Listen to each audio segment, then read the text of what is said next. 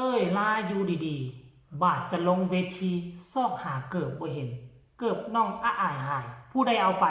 เบิ่งคลิปนี้แล้วจะฮู้เรื่อง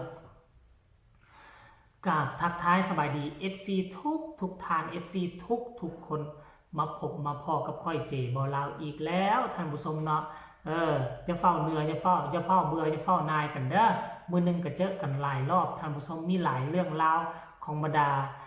ศิลปินบรรดา FC แฟนคลับเนาะของเจบ่ลาวทั้งสองฝั่งโค้งบ่ว่าจะอยู่ทางฝั่งนั่นและก็ฝั่งนี้ช่วงนี้ฤดูกาลนี้ก็ฝนกำลังตกน้ำกำลังเข้านาพากันหาปูหาปลาพากันไถนอกไถนาคาดไถวานกงวานก้าละได้ช่วงนี้นะตอนเศร้าๆแล้วนี่เนาะคันอยู่แถวชนบทแถวบ้านนอกคือบ้านเก่าเจบ่ลาวเนาะพอช่วงฤดูนี้มันอยู่ทางบ้านนี่เงียบเหงาจะมีแต่ผู้เฒ่ากับเด็กน้อยคนวัยหนุ่มวัยรุ่นหนีเข้าไปทงไห้ทงนาแล้วมื้อนี้บางเฮือนบ่มีเด็กน้อยบ่มีผู้เฒ่าก็ละมันปะเฮือนเป่าอยู่ยกตัวอย่างว่าตอนสมัยนั้นเฮือนบ้านของเจบ่ลาวมีเฮือน50ปลายหลังคาเฮือนก็จะเหลือเพียงแค่10หลังคาเฮือนที่มีคนอยู่คันท่าคือทุกมื้อนี่น่ะโอ้ยโจรคงไปเข้าเฮือนเข้าซ่านไปลักเครื่องลักของเป็นที่เรียบร้อยแล้วแหละท่านผู้ชมเอ้ยแต่ว่าสมัยก่อนยังโชคดีนิดนึงโจรม่านบ่เคยมีคนกินเหล้าเมายาบ่มีแตกต่างจากเดี๋ยวนี้ผู้ใดเกิดยุค90น่าจะฮู้จักดีท่านผู้ชมบ่ว่าทั้งฝั่งไทยฝั่งลาวก็จะคือกันแต่ว่าทุกมื้อนี้โอ้ยมันเป็นโลกทันสมัยแล้วใช้รถอีแต๊กไถนาใช้รถไถนาหมดแล้วบ่ใช้กำลังคนเพราะฉะนั้นแล้วคนส่วนใหญ่ก็เฝ้าเฮือนเฝ้าซ่านจึงได้เห็นหน้าเห็นตากันเจบ่เล่าจำได้ตอนยังน้อยๆซ้ำนี่แหละรอถ้าพ่อแม่กลับมาก็บ่กลับเข้าสวยก็อยากเข้าสิครัวกินก็บ่ฮู้ครัวตอนยังน้อยๆน่ะโอ้ยอดกินข้าวจ้ำเกลือบางมื้อก็ดีสุดก็มันได้กินข้าวกับมะกล้วยน้ำว้าน่ะกล้วยน้ำน่ะอู้ยแล้วมันแซ่บสุดตอนยังน้อยจื้อได้คือแซ่บแท้แซ่บว่ามะกล้วย2หน่วยต่อข้าวปั้น1อิ่มได้ท่านผู้ชมเอ้ยเนาะกลับขึ้นมาสู่หัวข้อหลักของพวกเฮาพอมันเกี่ยวกับฤดูฝนพอดีเนาะค่ำคืนที่ผ่านมาบ่ฮู้ว่าค่ำคืนที่ผ่านมาหรือบ่หรือว่าค่ำคืนมื้อคืนนี้หรือว่าเรื่องมันเกิดขึ้นมื้อเช้านี้ก็บ่ฮู้อันนี้เจบ่เล่าไปเห็นคลิปนึงเกี่ยวกับน้องอ้าอายหลังจากที่เต้ยหลอกเต้ยลาเรียบร้อยแล้วก็จบลงด้วยดีบ่มีการต่อเวลาเนาะน้องอ้าอายกับพี่ชายคนนึงก็ยืนเคียงคู่กับน้องอ้าอายนั่นเพื่อว่ายืนรอท่าเพื่อคุ้มกันความปลอดภัยให้แก่น้องอ้าอายเนาะหลังจากเป็นผู้สุดท้ายคือว่าปิดทองหลังพระคือทุกๆมื้อนั่นแหละถ่ายรูปถ่ายห้อยนำบรรดา FC แฟนคลับครอบครัวนึงอุ้มลูกน้อยมาถ่ายรูปกับน้องอ้าอายถ่ายรูปเรียบร้อยแล้วฮอดขาลงได้ก่อนพวกคอนอกคอนวอยพวกอันนั้นก็พากันเก็บกำเอาเวทีลงทึดทัดน้องอ้าอายก็ยังถ่ายรูปกับ FC แฟนคลับอยู่มันเป็นแบบนี้เกือบทุกมื้อเกือบทุกเช้าอยู่แล้วเพราะมันอย่างที่เพราะ FC ของน้องอ้าอายจะแตกต่างจาก FC ของศิลปินแต่ละคน FC ของศิลปินแต่ละคนถ้ามันมีน้อยมาทายย่ำใดก็ได้ทายแล้วก็จบก็แยกย้ายกันไปแต่ FC ของน้องอ้าอายนี่โอ้ยทายตั้งแต่ค่ำคืนที่ผ่านมายังตอนเช้าก็ยังทายอยู่ต่อคิวกันทายส่วนที่จบลงมันก็ต้องได้ใช้เวลาหลายกว่านิดนึงแล้วบัดนี้มันบวกสิกับฝนตกแน่อันน่ะพื้นมันก็เปียกเป็นลุมเป็นโคลนเป็นหนองเป็นสระน้ำเป็นห้องอยู่อ้าอายเพิ่นก็ถือเกือบบูทด้วยเนาะหรือว่าภาษาลาวเอิ้นว่าเกือบโบกแล้ววันนี้สิลงจากเวทีหายว่าซั่นแม่นผู้ใดเอาไปบัดนี้ซอกอยู่สิลงเวทีก็ลงบ่ได้โอ้ยบ่ไปเบิ่งตีนขั้นใดก็มีน่ะศิลปินนักร้องอยู่ในวงกันนั่นแหละจับไปเพิ่นก็คิดว่าจักว่ามันของไผซั่นดอกว่าซั่นเด้ก็เลยจับมาซอกหาเจ้าของบ่เห็นว่าซั่นเนาะบัดนี้น้องอ้าอายก็ปลดเกือบส้นยองออกแล้วก็ซุบเกือบโบกแล้วก็ย่างลงด้วยความดื้อของเด็กน้อยก็ไปลิ้นหั่นลิ้นนี่เหยียบขี้ตกเหยียบขี้ตมไปเนาะแต่ว่าจุดไคลแม็กซ์มันมาอยู่ที่จุดนี้ท่านผู้ชมเจบ่เล่าเห็นน้องอ้าอาย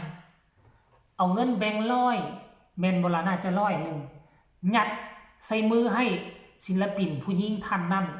ผู้ที่ช่วยน้องอ้าอายถือเกิบส้นยองให้แล้วผู้หญิงคนนั้นก็บ่เว้าหยังหลายจับเงินจนมาสู้ใส่หน้ากล้องถ้าเจบ่เล่าเดาบ่ผิดนั่นคือเงินน้องอ้าอายให้อันนี้คือ คือนิสัยใจคอของน้องอาอายเป็นคนที่หู้บุญหู้คุณผู้ใดช่วยเหลือตนเองก็ยัดติบยับมาลัยมือให้อันนี้เป็นประเพณีวัฒนธรรมของหมอลำอยู่แล้วบ่ว่าผู้ใดก็เฮ็ดแล้วนี่หมดแหละแต่ว่าบางคนอาจจะบ่เห็นคลิปบางคนอาจจะบ่เป็นข่าวแต่ว่าตัวน้องอาอายแต่น้องอาอายก็บ่ได้เฮ็ดกระเริกได้เพิ่นก็บ่ได้โชว์หน้ากล้องคือว่าให้เอ้ยผู้นี้เด้อค่าจับเกือบจับส้นยองให้บ่เพิ่นลักเสื่องใส่มือให้บ่อยากให้กล้องเห็นโดยซ้ำไปเนาะแต่ว่าด้วยความจริงใจของผู้หญิงท่านนั้นก็เลยจับออกมาให้กล้องเบิ่งนี่คือสื่อถึงความหมายว่าน้องอาอายเอาให้เด้อไปเบิ่งคลิปนี้สักก่อนแล้วจึงมาพ้อกันในช่วงต่อไปให้เห็นตัวจริงจ๊ะๆเลยไปเลยพี่น้องแม่มาถ่ายรูปกับน้องพาย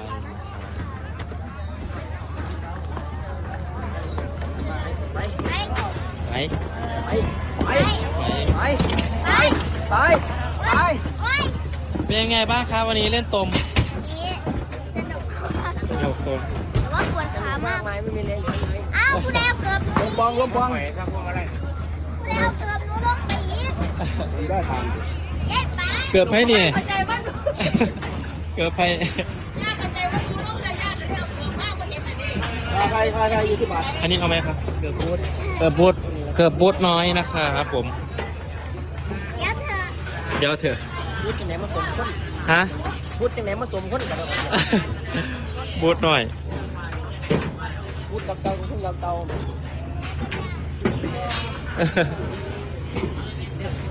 พี่จ๋าน้องจ๋าเร็วเอาลงมาเบิร์นเร็ว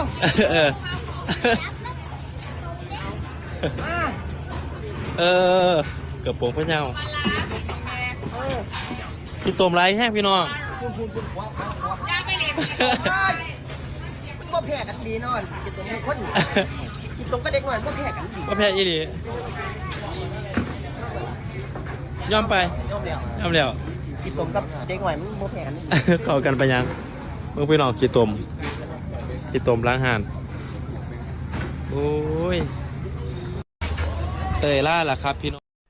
เป็นเจ้าไหน FC แฟนคลับเห็นแล้วบอกเป็นตาฮักเป็นตาซังอายุ12 ปีกำลังอยู่ในช่วงเฮียนหู้เนาะแต่ว่าช่วงเฮียนหู้ของน้องอาอายมันจะดูไวกว่าผู้อื่นนี่ช่วงเฮียนหู้อายุ15-16 ปีแล้วจึงเข้ามาเฮียนหู้อยู่ในวงการหมอลำน้องอาอาย10 ปีก็เข้ามาเฮียนหู้อยู่ในวงการหมอลำเพราะฉะนั้นบ่เกินอีก4-5 ปีน้องอาอายคงเก่งกว่าเขาเป็นแท้แน่นอนอันนี้คือการเคลื่อนไหวล่าสุดเศร้ามื้อนี้ของน้องอาอายสกุลณพรเนาะศิลปินตัวน้อยดาราดาวเด่นประจำวงของเสียงวีฮกเนาะคลิปนี้ก็น่าจะเอามาต้อนบรรดา FC แฟนคลับเพียงซ้ำนี้ไผเบิ่งแล้วมีความภาคภูมิใจคือแนวใดมีคำคิดคำเห็นคือแนวใดอยากส่งข่าวอยากตำหนิติชมอยากส่งกำลังใจให้น้องอาอายหรือว่าส่งกำลังใจให้เจบ่าวลาวก็สามารถคอมเมนต์มาใต้คอมเมนต์ได้ฝากทุกคนกดไลค์กดแชร์กดติดตามให้แน่เพื่อจะบ่พลาดในคลิปต่อไปที่สำคัญจะกดข้ามโฆษณาเพื่อเป็นกำลังใจเพื่อให้เจบ่าวลาวได้เศษเงินตัวนั้นเอาไปซื้อข้าวต้มขนมเอาไปเติมน้ำมันเอาไปเติมเน็ตเพื่อให้มีม่องเน็ตเพื่อให้มีเน็ตไปซอกหาข้อมูลข่าวสารมาเราสู่บรรดา FC แฟนคลับได้ฟังได้ชมกันคลิปนี้ขอฝากไว้สำนี้สบายดี